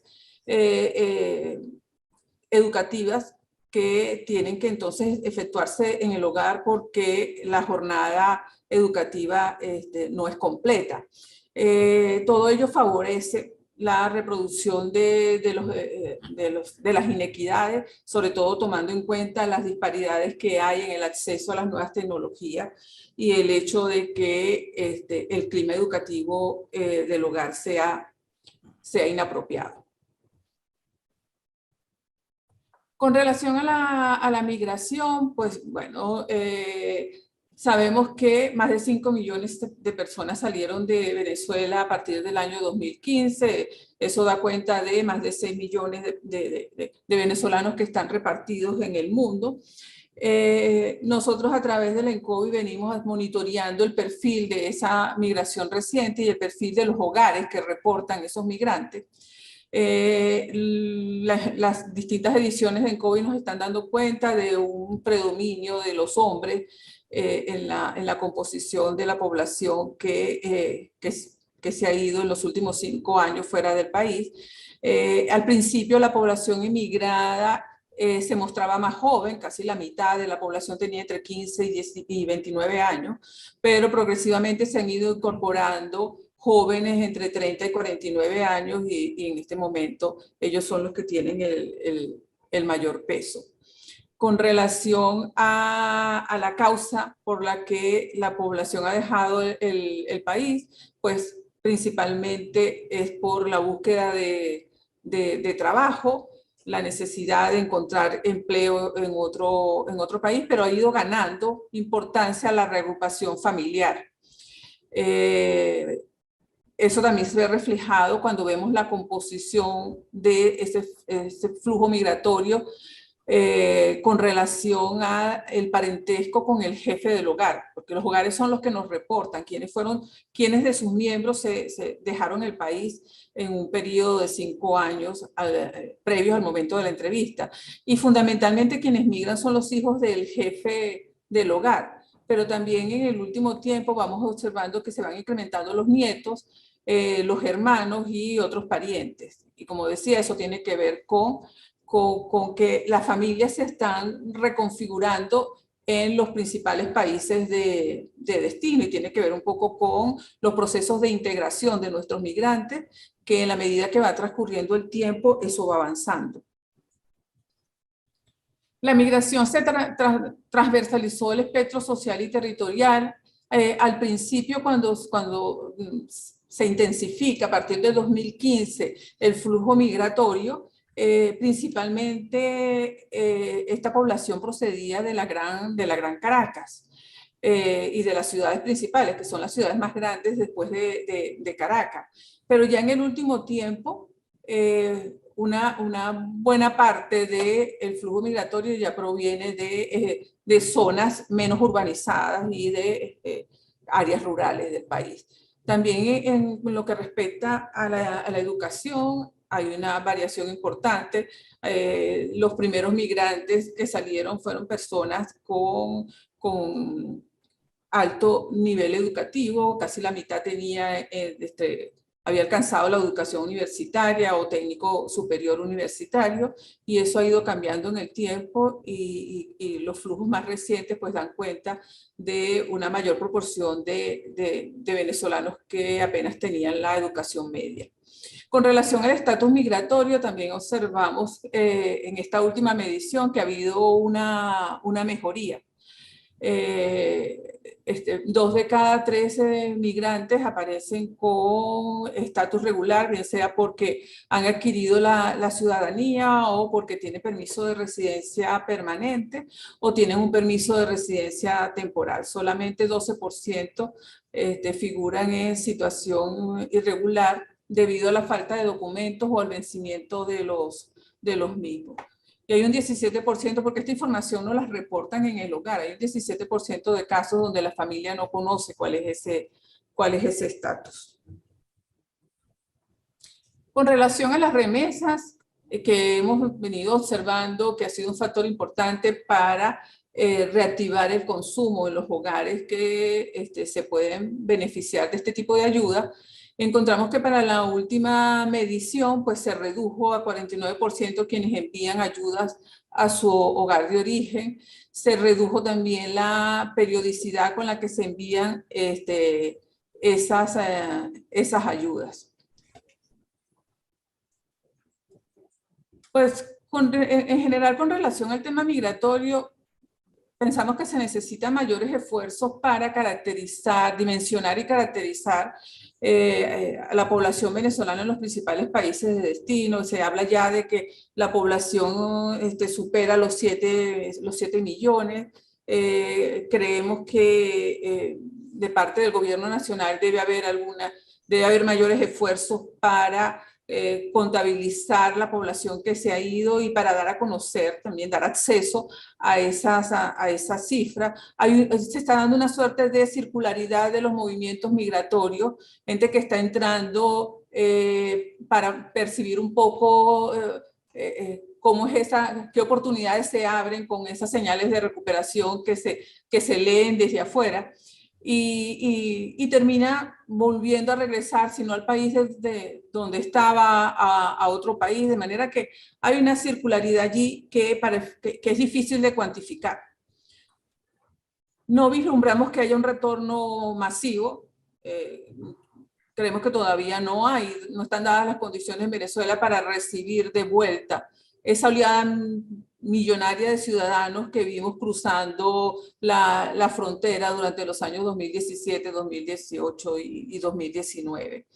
Y el tiempo pues va actuando a favor de procesos de integración, teniendo en cuenta que ya se van iniciando procesos de formación de familia en los lugares de destino. Recordemos que hablamos de una población muy joven que fue la pionera de este proceso, de este éxodo enorme de población venezolana, y luego también, bueno, se están dando los procesos de reagrupación familiar. Con relación al empleo, pues esta situación de reactivación de la economía ha contribuido a recuperar el nivel de participación de la fuerza de trabajo desde el nivel que teníamos antes de la crisis de movilidad, antes de la pandemia, a ese nivel.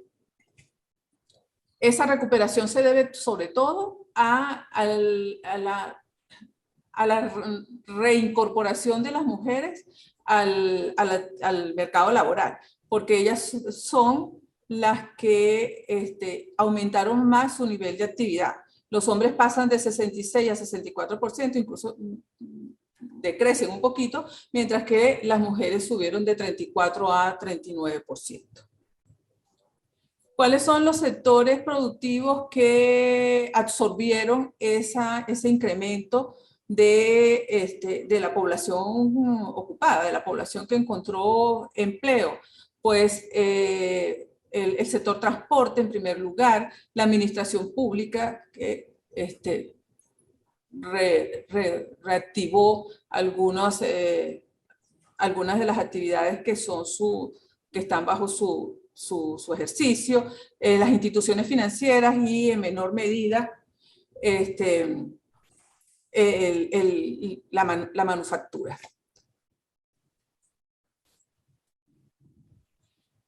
¿Qué cambios observamos en la ocupación? Pues una reducción de la informalidad. Vemos cómo hay una movilización de los trabajadores por cuenta propia hacia el sector público o hacia el sector privado en condición de asalariados, de empleados u obreros. Las remuneraciones promedio, según la categoría ocupacional, pues muestran una... ¿Aló? Bueno, voy cerrando pues. Ya me dicen que se me fue el tiempo. Yo estoy embalada y no estaba viendo el cronómetro que puse aquí. Pues bueno, llego hasta aquí.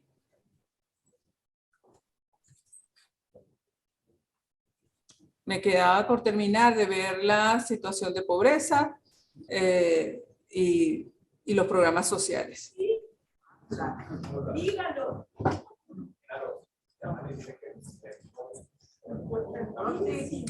¿Qué voy a hacer? ¿Qué puedo hacer? Por favor, si me informan. Pero que no tengo yo cómo escribir, tiene que ser...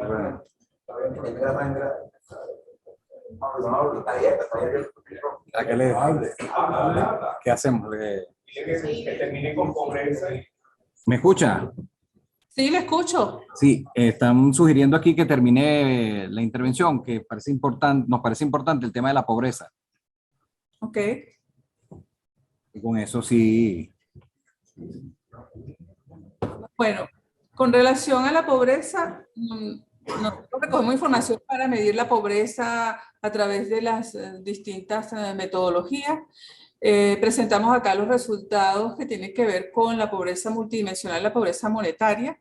En este contexto de recuperación incipiente de nuestra actividad económica, pues ha habido un impacto sobre los ingresos y eso se ha visto reflejado en los niveles de pobreza multidimensional, la cual se redujo entre el 2021 y el 2022 de 65 a 50%, o sea, una reducción de casi 15 puntos. Es la primera vez desde el 2014 que observamos una reducción de la pobreza. La pobreza multidimensional se mide considerando 5 dimensiones y acá lo que estamos representando es el peso que tiene cada dimensión en la cuantificación de la pobreza.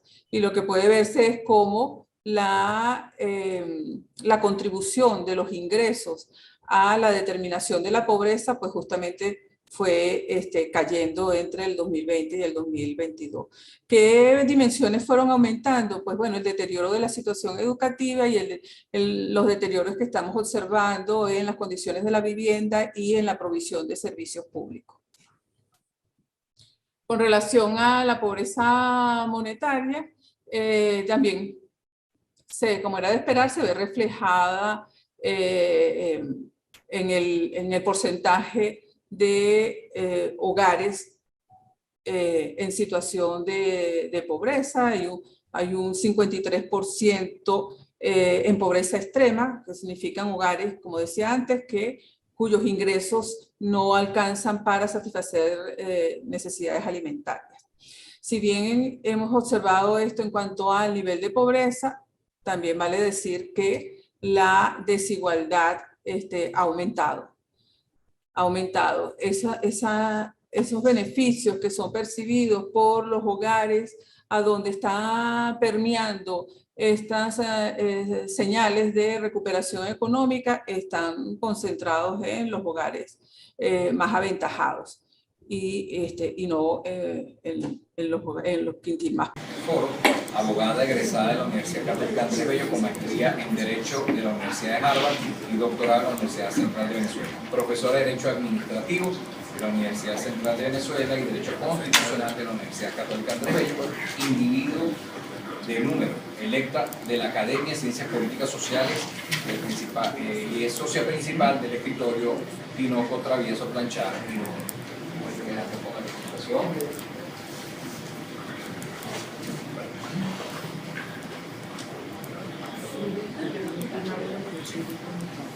Perfecto, bueno, muchísimas gracias. Buenos días a todos, gracias por la invitación. Voy a reducir porque sé que estamos ya con el tiempo corto. Básicamente, un poco la idea de hoy es tratar de ver qué se espera para el 2023 en lo que respecta al desempeño de las instituciones del Estado venezolano. Para empezar a revisar el tema, en principio tenemos que ver cuál es la evaluación, dónde estamos en la evaluación de las instituciones del Estado de Derecho en Venezuela. En el último informe del World Justice Project se ubica a Venezuela como el Estado con peor desempeño institucional de los 140 países que evalúa anualmente esta organización. ¿Eso qué nos dice? Nos dice algo que sabemos, que el Estado de Derecho en Venezuela está absolutamente debilitado porque además, por supuesto, los indicadores que nos permiten hacer la evaluación del Estado de Derecho están todos afectados en nuestro país. Empezando por la separación de poderes, como sabemos, venimos de una ausencia de separación de poderes, ramas del poder público que están controladas por el poder ejecutivo, y tenemos otros indicadores que también se ven violentados, como es el principio de legalidad, es decir, el sometimiento de las autoridades a la ley. Cada vez que el particular solicita que la autoridad se someta a la ley, no consigue, digamos, mecanismos judiciales efectivos que controlen a esa autoridad que en un momento determinado está realizando una acción que es importante para el interés del partido de gobierno. Igual sucede con la tutela judicial, la garantía patrimonial. El caso de la tutela judicial es lo mismo cuando el particular afectado en sus derechos busca apoyo judicial. Si esa conducta, si ese apoyo judicial afecta a los intereses del gobierno, pues no se consigue el apoyo del Poder Judicial por estar precisamente controlado por el Poder Ejecutivo. Y en materia de respeto a derechos humanos hay derechos esenciales para una democracia y un Estado de Derecho que en la actualidad se ven violentados y se espera que sigan siendo violentados, como es el de libertad de expresión, como es la propiedad, como es todo lo que es la persecución a la disidencia política, y por supuesto ya nos decía Anitza cómo todos esos derechos sociales, económicos se han afectado en tal medida que por supuesto ha habido una migración muy importante de los venezolanos. Ahora, veamos rapidito cuáles son las tendencias de las distintas instituciones o lo que esperamos para este 2023 de las distintas instituciones del Estado venezolano. En lo que respecta al Poder Ejecutivo, Consideramos que la tendencia se mantiene en persistir el ataque a la libertad de expresión, a los medios de comunicación. El año pasado vimos cómo se seguían cerrando casi 80 emisoras de radio en una política constante de hostigamiento a los medios de comunicación, no acceso a la información pública, falta de transparencia. Se mantiene pues la existencia de los presos políticos, como sabemos, todos estos mecanismos de silenciamiento a la disidencia y a la crítica. También hemos visto y creemos que se va a mantener una cierta flexibilización por parte del Poder Ejecutivo al entorno de la empresa privada. Hemos visto una suspensión general de todo lo que son las expropiaciones, como llamamos directas e indirectas, es decir, no solo las expropiaciones formales, sino también todas esas otras medidas que el gobierno ha utilizado para afectar propiedad.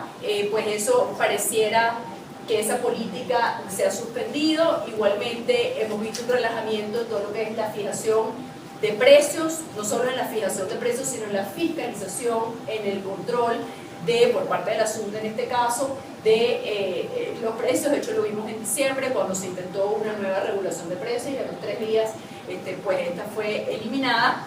Esperamos por supuesto que se mantenga la flexibilización del régimen cambiario, pero es importante entender que esta flexibilización al entorno de la empresa privada por parte del Poder Ejecutivo responde principalmente a un tema de política, es decir, no está habiendo un cambio de leyes que den mayor seguridad jurídica, mayor permanencia de estas decisiones, sino políticas que pueden ser cambiadas y que podrían eventualmente, en casos particulares, ser cambiadas como mecanismos de amedrentamiento que lo hemos visto en distintas oportunidades. También vemos como tendencia para el Poder Ejecutivo que se mantiene en la búsqueda de la inversión privada. Distintos voceros del Poder Ejecutivo han señalado que en la búsqueda de la inversión privada se focaliza en 2 leyes, la ley antibloqueo y la nueva ley de zonas económicas especiales. En el marco de la ley antibloqueo, que salió, como recordarán, hace un par de años, la opacidad que permite la ley antibloqueo pues ha hecho muy difícil conocer esos acuerdos con los que el gobierno ha estado ejecutando la ley antibloqueo, pero se tiene conocimiento de acuerdos y asociaciones estratégicas en que el gobierno ha permitido a la empresa privada administrar empresas que están en posesión del Estado, y se habla pues de plantas químicas, procesadoras de café, silos de grano, azucareras, hoteles. Se ha hablado expresamente de 2 que los trabajadores han comentado, como en el caso de Agropatria y Lácteos Logantes, que serían empresas que están pasando no en propiedad, pero sí en administración a manos de particulares. El tema de la restitución de los activos expropiados no hemos visto que sea algo importante, si bien conocemos de algunos sectores que han sido contactados para la restitución de activos expropiados. La verdad es que eso ha sido una iniciativa muy tímida. El único caso, digamos, conocido e importante, como sabemos, es el del Sambil La Candelaria. En septiembre se anuncia algo que fue muy llamativo, se anuncia la venta de acciones de empresas públicas en la bolsa de valores. Esto podría ser una apertura tímida, una suerte de proceso privatizatorio de algunas empresas del Estado, pero se ha quedado hasta ahora el anuncio. Y por último, pues bueno, la nueva ley de zonas económicas especiales. Recordamos que las zonas económicas especiales no es algo nuevo, está desde una ley del 2014, pero ahora con esta ley pues está más desarrollado y se espera, ya se han anunciado 5 zonas económicas, y el gobierno pues ha hecho un especial énfasis en decir que esos incentivos que van a haber esas zonas pues van a traer inversión. Pues habrá que primero que se dicten los decretos y ver los acuerdos a los que pueda llegar el Poder Ejecutivo.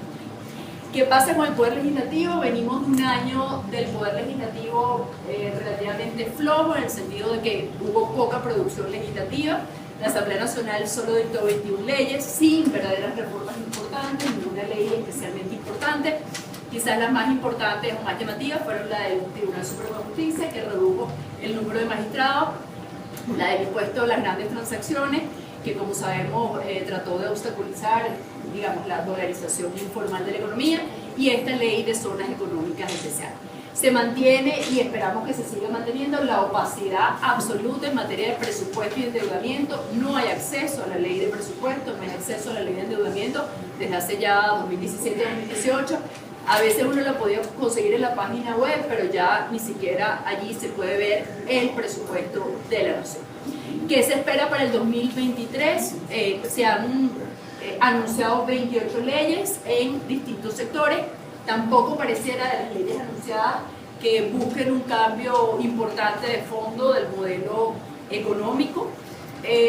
Hay algunas leyes que ellos llaman para apoyar la línea económica. Básicamente allí se ve ley de contrataciones públicas, fomento de exportaciones no tradicionales. Hay una que es para la armonización de las potestades estatales y municipales, que pues se espera que sea un poco, digamos, una intromisión como le gusta al Poder Nacional sobre las potestades estatales y municipales.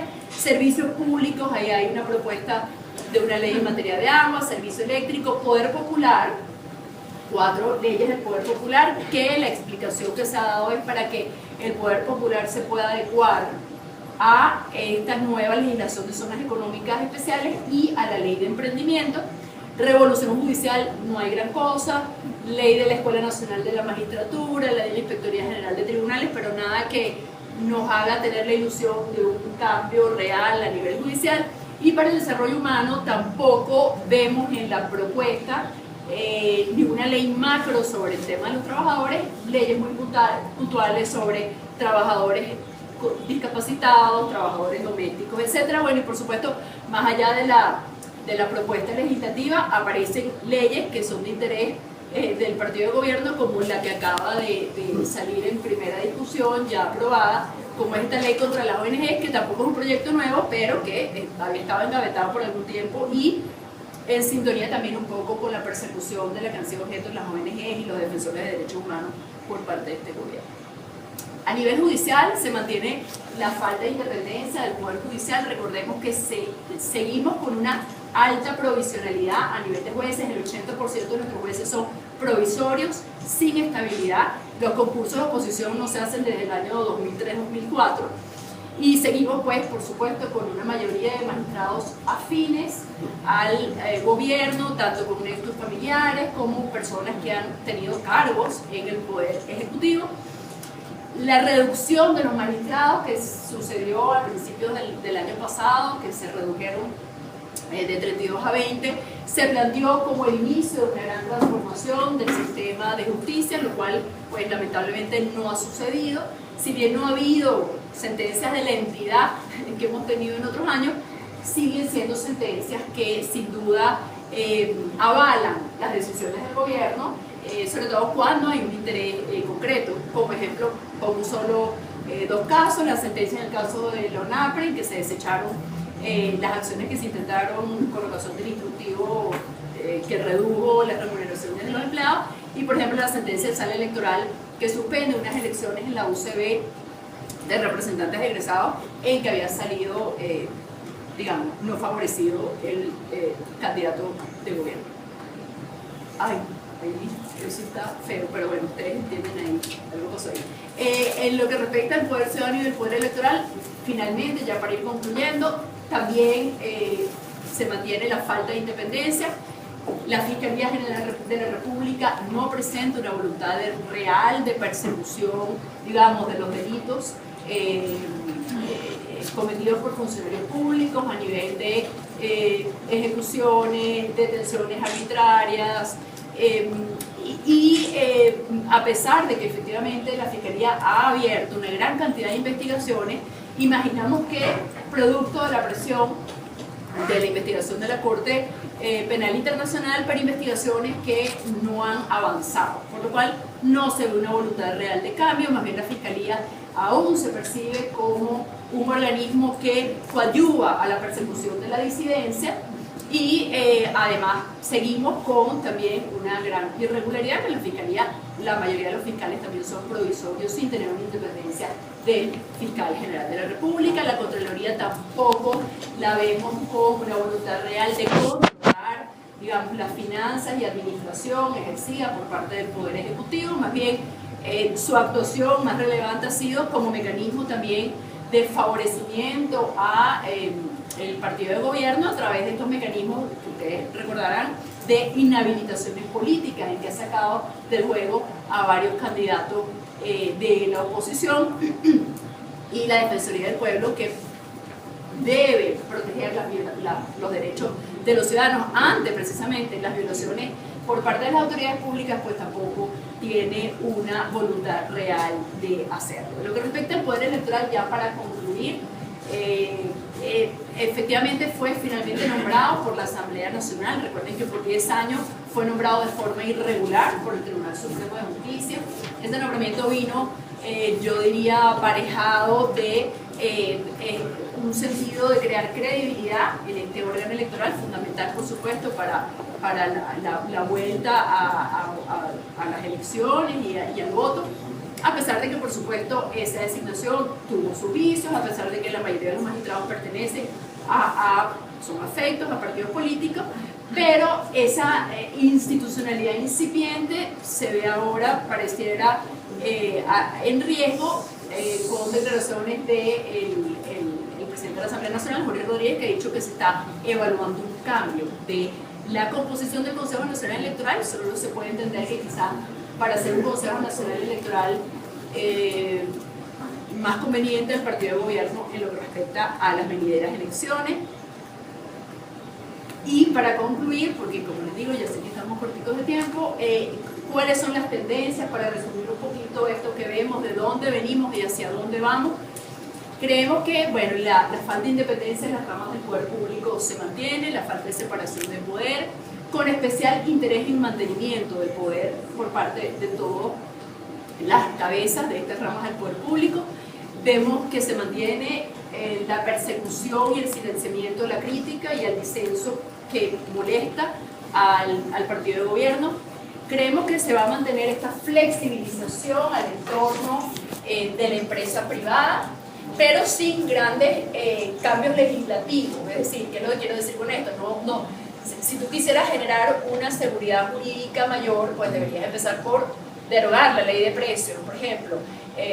Y esto no se ve que sea el interés, simplemente dar una flexibilidad, pero mantener la posibilidad de cambiar en la política cuando eso sea útil para el gobierno, y el interés efectivamente en la inversión privada, pero repetimos, sin suficiente seguridad jurídica, lo cual significa que ese inversionista que llegue pues serán inversionistas que tienen una alta tolerancia al riesgo.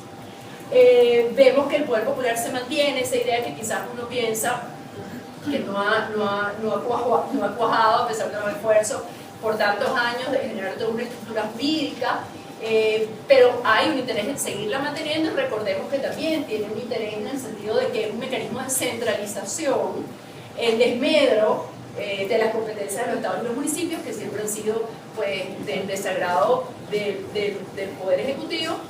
Y en general pues vemos que sin duda ante esta situación es necesario que nosotros, digamos, como sociedad sigamos trabajando en generar incentivos para realmente lograr un fortalecimiento real de la institucionalidad de Venezuela. Con eso concluyo. Muchas gracias.